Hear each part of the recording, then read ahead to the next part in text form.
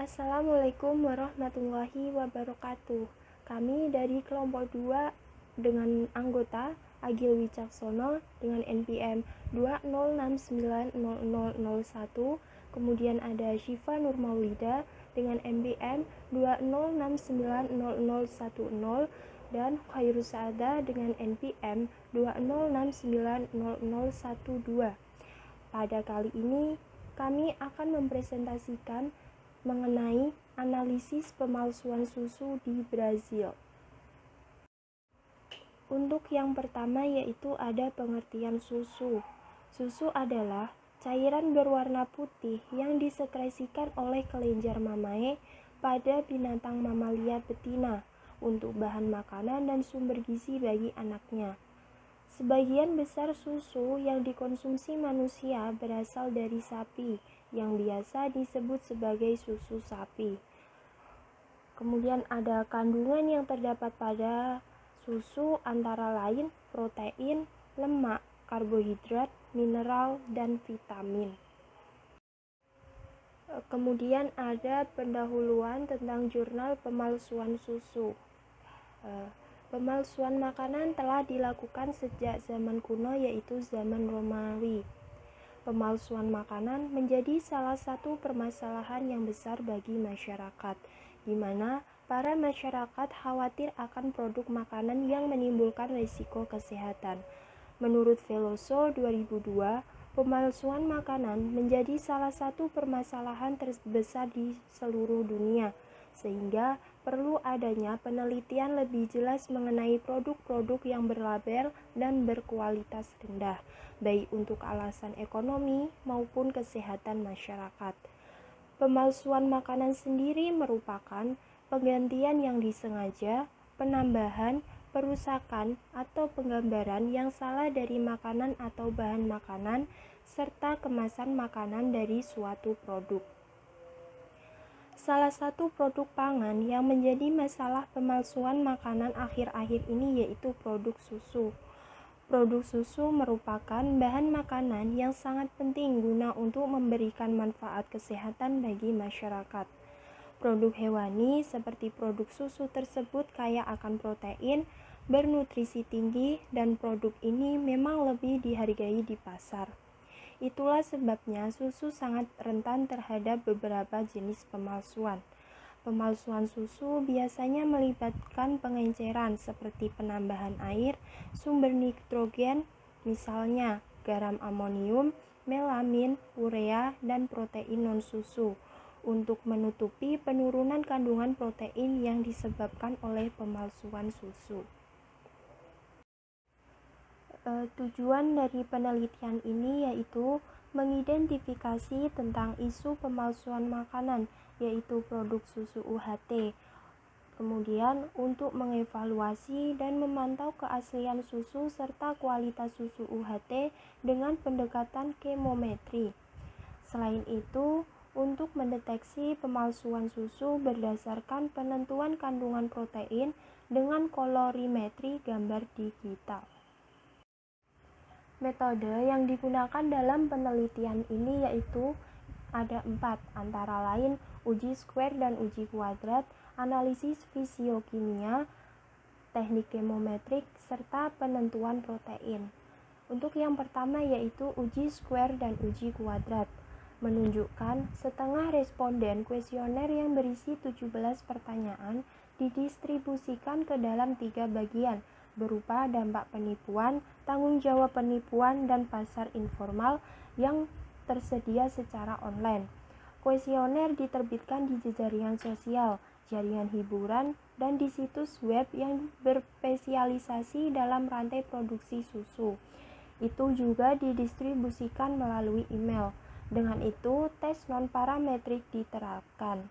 Analisis data, statistik univariat, dan uji chi-square dapat digunakan dengan perangkat lunak PSPP. Uji yang kedua yaitu analisis fisiokimia.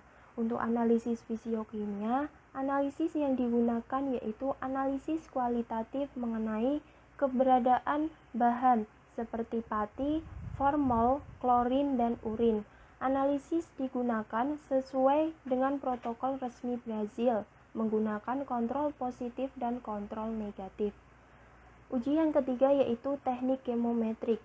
Teknik ini disajikan sebagai dendrogram, memungkinkan visualisasi klaster dan korelasi antara sampel atau variabel. Dalam HCA, jarak Euklidean antara sampel dan variabel dihitung dan ditransformasikan ke dalam matriks kesamaan, yang elemennya merupakan indeks kesamaan mulai dari 0 hingga 1. Jarak yang lebih kecil berarti indeks yang lebih besar. Uji yang terakhir yaitu penentuan protein. Prosedur yang diusulkan juga dievaluasi untuk penentuan kandungan protein dalam susu. Untuk tujuan ini, kalibrasi didasarkan pada pengenceran sampel referensi yang kandungan proteinnya 3,64% ditentukan oleh prosedur referensi AFNOR. Berikut adalah tabel ke-1.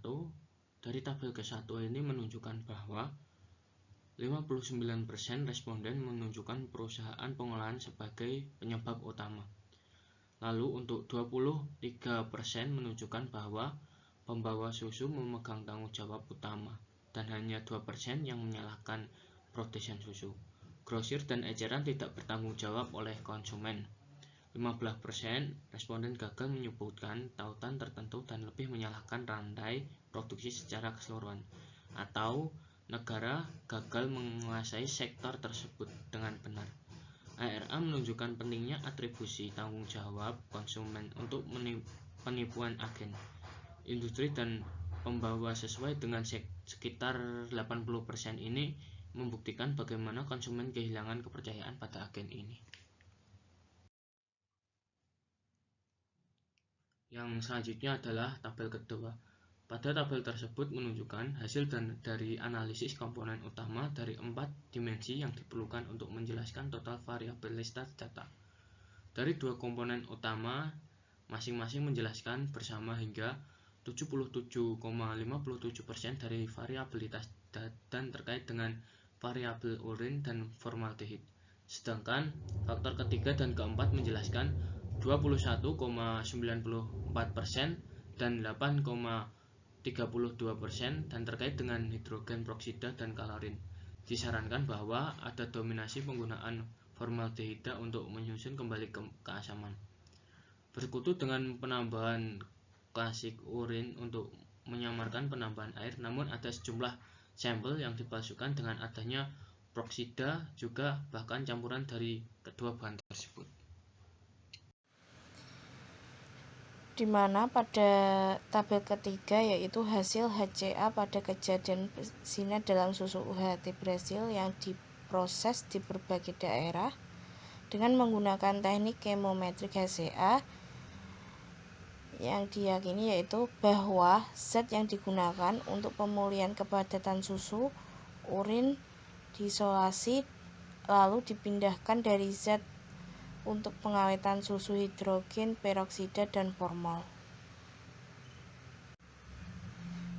Dan dapat diperhatikan juga bahwa ada kesamaan antara hidrogen peroksida dan klorin yang menunjukkan bahwa sampel pertama dan kedua positif, sehingga menunjukkan masalah pemalsuan produk dan praktik pemerahan yang baik, terutama dalam proses sanitasi.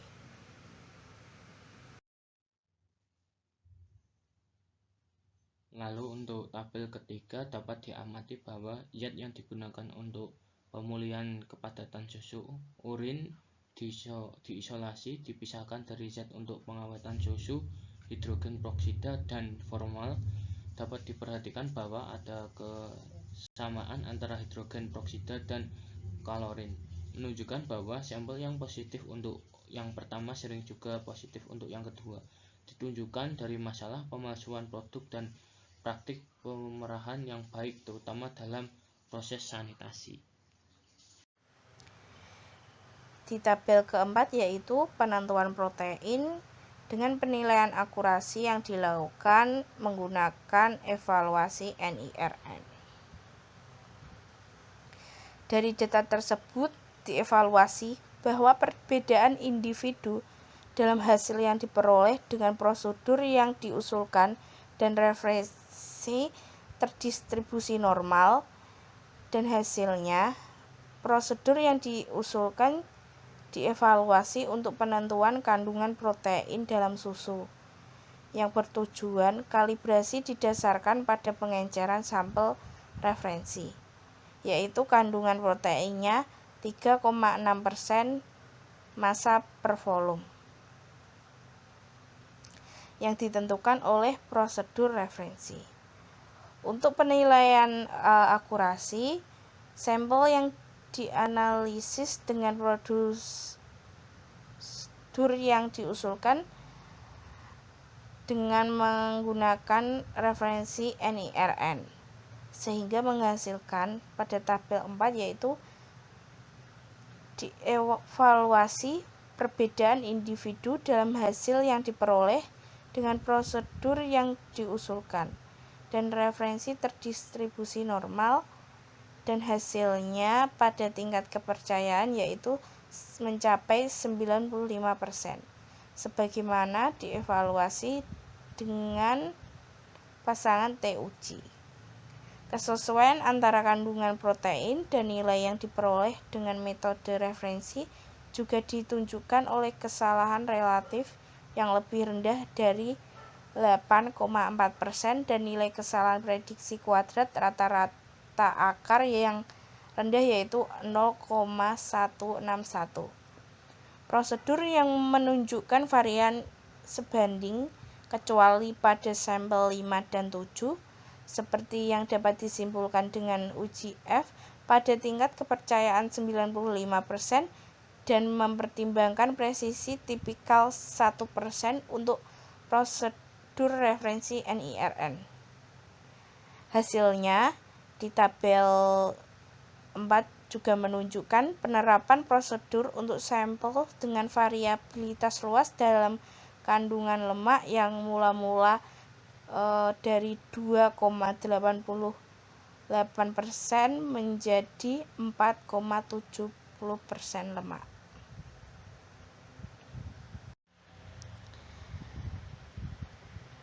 Kesimpulannya yaitu susu sering menjadi sasaran penipuan dan pemalsuan yang ditunjukkan untuk keuntungan finansial atau karena adanya upaya yang tidak tepat untuk meningkatkan kondisi kebersihan. Tindakan ini dapat menyebabkan masalah kesehatan yang serius. Menurut Hanford dan kawan-kawan 2015. Itu mungkin untuk memverifikasi dampaknya, terutama dalam kaitannya dengan pengurangan konsumsi susu, kerusakan citra sektor, dan peningkatan pasar susu informal.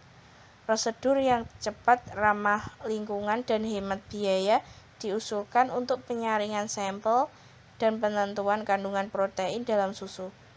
Fitur analitis yang dicapai sejalan dengan meningkatnya permintaan akan strategi efisiensi tinggi untuk mengevaluasi kualitas makanan dan memastikan keamanan pangan. Prosedur yang diusulkan hanya membutuhkan reagen dan peralatan yang murah dan tersedia secara luas, serta kemampuan pendeteksiannya lebih baik daripada yang dicapai dengan pendekatan lain untuk mendeteksi pemalsuan susu.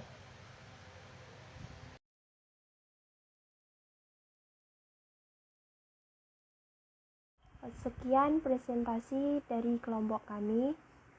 Terima kasih. Wassalamualaikum warahmatullahi wabarakatuh.